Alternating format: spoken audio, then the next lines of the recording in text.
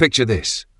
You are standing in the Imperial brothel in the heart of Rome, watching the Empress of the known world strip naked and compete with common whores to see who can service more men in a single night. The year is 47 AD, and Valeria Messalina, wife of Emperor Claudius, has just broken every taboo that Roman civilization holds sacred. But what you're witnessing isn't madness, it's calculated evil that will culminate in the most shocking betrayal in Roman history.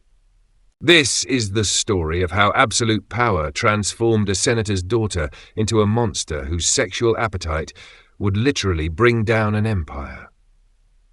Before diving into these forgotten stories of survival and suffering, if you enjoy learning about the hidden truths of history, consider hitting that like button and subscribing for more content like this.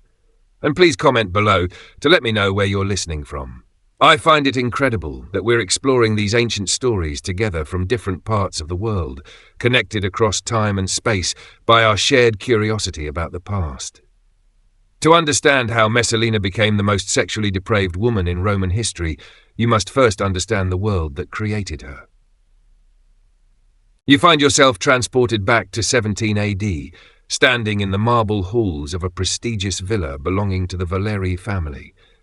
The air is thick with the scent of expensive incense and the whispered conversations of power brokers who shaped the Roman Empire from the shadows.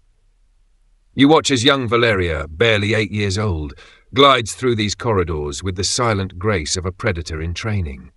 You see how her dark eyes absorb every detail, the way senators prostrate themselves before her father, how grown men's voices tremble when they mention the emperor's name, and most importantly, how fear and desire intertwine in the complex dance of Roman politics. What makes your blood run cold is recognizing that this child is learning lessons no innocent should ever master. You observe her mother hosting elaborate dinner parties where wine loosens tongues and compromising situations are carefully orchestrated. You witness young Messalina discovering that sexuality isn't just pleasure, it's a weapon more powerful than any legion, more devastating than any siege engine. You follow her through her teenage years, watching as her beauty develops into something almost supernatural. Men twice her age stammer in her presence, not just from lust, but from an instinctive recognition that they are in the presence of something dangerous. You see how she practices her smile in polished bronze mirrors, perfecting the expression that will later destroy emperors and senators alike. When Messalina turns 15, you find yourself in the shadows of Emperor Caligula's private chambers, witnessing the moment that will transform an ambitious girl into a monster. The mad emperor's eyes fall upon her during a family gathering, and you see something flicker between them. Not love, not even desire, but mutual recognition of shared darkness. You watch in horror as Caligula summons her to his chambers night after night. You see her enter as a senator's daughter and emerge as something else entirely. The innocent girl who once played with dolls in her father's garden disappears forever, replaced by a creature who has gazed into the abyss of human depravity and found it beautiful. What you witness in those chambers would haunt you for eternity if you could truly comprehend it. You see Caligula teaching her that power means never having to consider another person's pain, that absolute authority justifies any act, no matter how depraved. You watch her learn that human beings are merely objects to be used and discarded, according to the whims of those strong enough to take what they want. But here's what chills you to the bone. You see that Messalina isn't being broken by this treatment. She's being completed. The darkness Caligula awakens in her was always there, waiting for someone to show her how to weaponize it. You watch her embrace corruption so completely that she begins teaching her teacher new depths of cruelty. When Caligula's assassination comes in 41 AD, you find yourself among the crowd watching his blood pool on the theatre floor. You see Messalina standing nearby, and while others show shock or relief, her face displays only calculation. You realize she's already planning her next move, already identifying the weaknesses in the new power structure that she can exploit. You follow her as she approaches the new Emperor Claudius, watching her deploy sexuality like a master strategist deploying troops.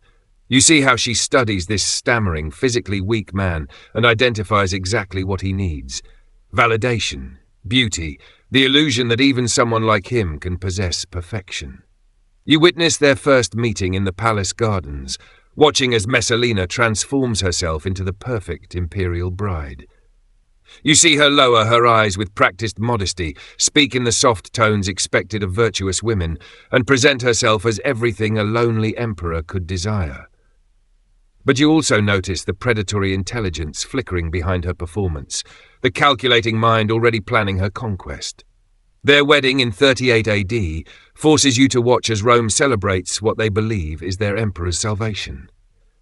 You see the crowds cheering as their ruler finally finds happiness with a woman young enough to give him heirs. You want to scream warnings about what you know is coming, but you can only observe as the trap closes around not just Claudius, but the entire Roman Empire. You find yourself in the Imperial palace as Messalina begins her reign of terror, watching her systematically identify and destroy every woman who might pose a threat to her position. You see her whispering poison into Claudius's ear about his own niece, Julia Livilla, fabricating evidence of treason with the skill of a master forger. You watch Julia's arrest, her trial based on lies, and her exile to a barren island where she will starve to death. You see how Messalina's face shows no emotion as she signs the death warrant, treating murder as casually as ordering new gowns. This woman has learned that life and death are simply tools of imperial power, to be used without sentiment or regret. But what you witness next reveals that simple murder isn't enough to satisfy her evolving appetites. You find yourself hidden in alcoves and behind tapestries as Messalina begins hosting private gatherings for the wives of Rome's most powerful senators. What you see at these parties would challenge your understanding of human nature itself. You watch as noble matrons who have never been touched by any man except their husbands find themselves in chambers where wine flows freely and guards ensure no one can leave until dawn. You see how Messalina begins each woman's destruction with small compromises, a conversation that borders on impropriety, a touch that lingers just slightly too long, wine that loosens inhibitions and judgment.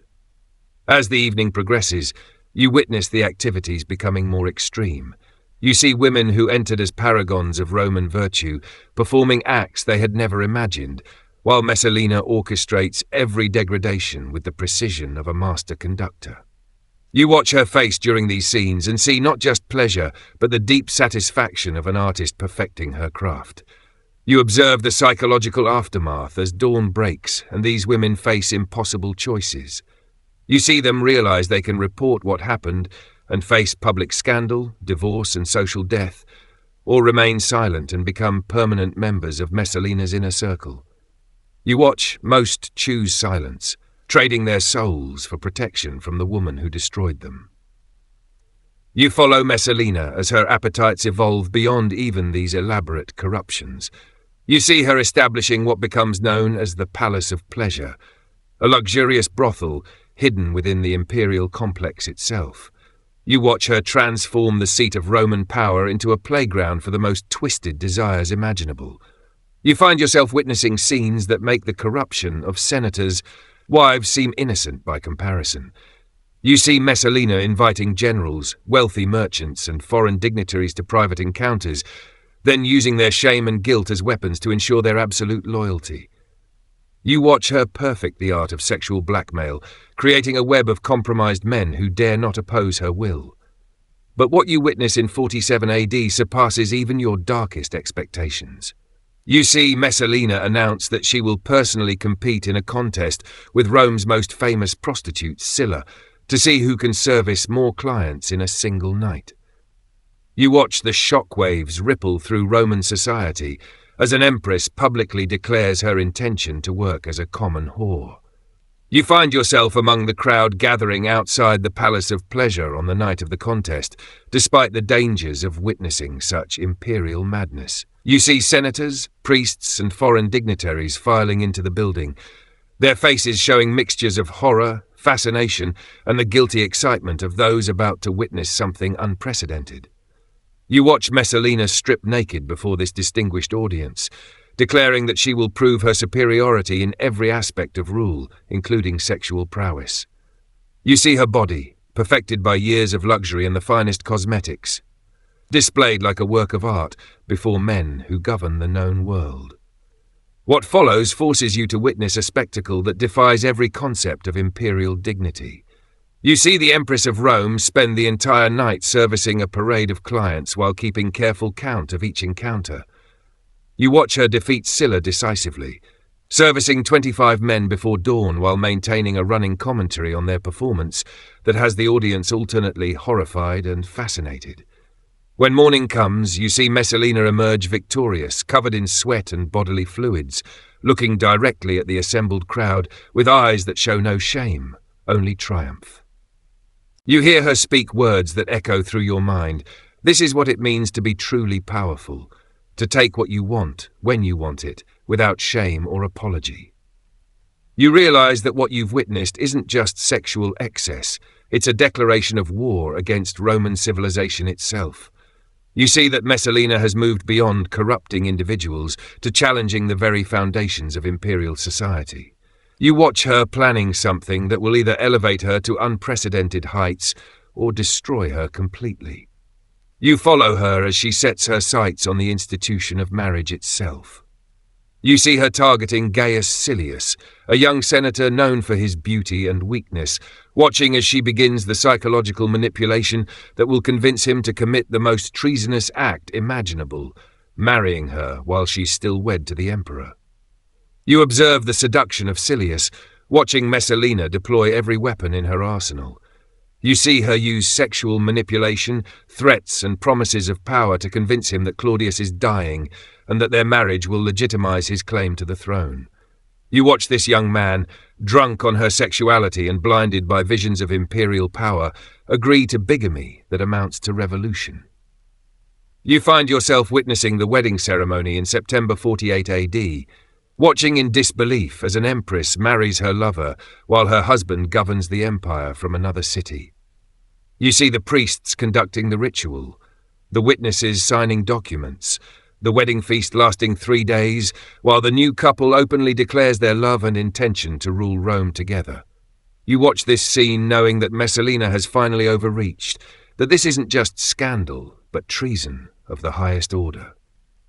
You see how word of the bigamous marriage reaches Claudius's advisors, watching their faces as they realize this represents not just adultery, but an attempt to seize the throne itself.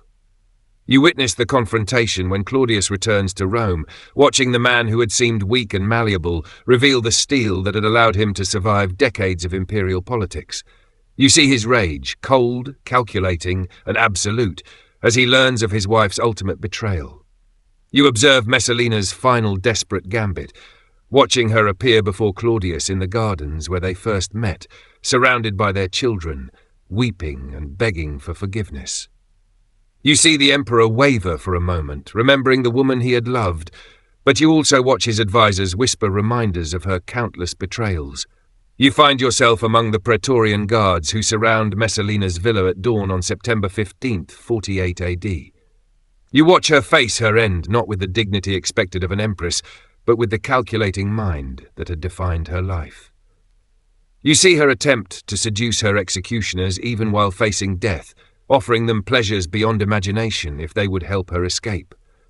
You observe her final moments as seduction fails, and she tries bribery, then threats, then desperate pleas for mercy. You see the guards' faces, hard with the knowledge of the destruction she had wrought throughout Rome, understanding that no one is willing to risk their life to save the woman who had destroyed so many others. You watch the blade end Messalina's life, seeing how it cuts through more than flesh. It severs a chapter in Roman history that had seen the empire's moral foundations systematically corrupted by one woman's insatiable appetites. You see her blood pool on the marble floors where she had once hosted her depraved entertainments, watching as Rome finally begins to exhale. You witness the aftermath of her death, seeing how her legacy lives on in the psychological scars she inflicted on an entire generation of Roman nobility. You observe the wives she corrupted, forever marked by their participation in her schemes, never fully recovering their reputations or marriages.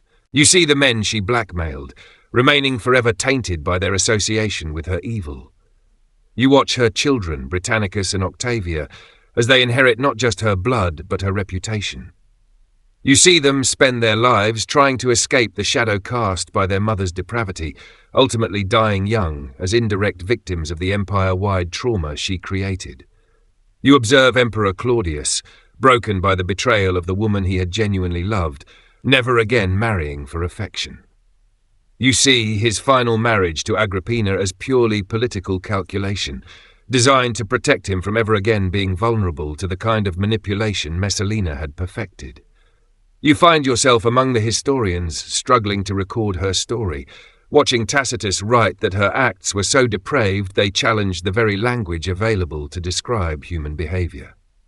You see Suetonius cataloguing her scandals with barely concealed disgust, noting that even hardened Romans found her story difficult to believe. You witness the destruction of the brothel where she conducted her final contest, watching as it's replaced by a temple to Venus that will stand for centuries as a monument to more positive expressions of human sexuality. You see the Palace of Pleasure converted into administrative offices, its sordid history gradually forgotten as new generations of Romans work to rebuild what she destroyed. As you stand in the ruins of Messalina's empire of corruption, you understand that her story serves as a timeless warning about the corrupting nature of unchecked power and the human capacity for evil when freed from all social constraints. You see how the senator's daughter, who became an empress, ended as a cautionary tale about what happens when appetite becomes more important than civilization. You realize that even across nearly 2,000 years, her name remains synonymous with sexual excess and the abuse of power. You see how her story echoes through literature, art, and popular culture as a reminder that evil often wears a beautiful face, and that corruption can flourish in the most civilized societies when good people choose to look away. You understand that Messalina's legacy is not the pleasure she pursued or the power she wielded, but the reminder that civilization itself depends on the choices made by those entrusted with authority. You see that her failure was Rome's warning, and ours, that power without wisdom is destruction, appetite without restraint is madness, and even the mightiest empires can be brought low by the unchecked desires of a single twisted individual. In the end, you walk away from this story understanding that Messalina represents not just one woman's corruption, but the eternal human struggle between our highest aspirations and our darkest impulses. You see that her tale reminds us that the price of civilization is eternal vigilance against the monster that lurks within us all, waiting for the moment when power and opportunity combine to set it free. Thanks for watching today's deep dive into one of history's most disturbing figures. If you found this exploration of ancient Roman scandal as fascinating as I did, make sure to subscribe and hit that notification bell so you never miss our daily uploads. Leave a comment below telling me which historical scandal you'd like us to investigate next. And don't forget to give this video a thumbs up if you learned something new about the dark side of imperial power. Tomorrow, we'll be exploring another shocking tale from history that will challenge everything you thought you knew about the past.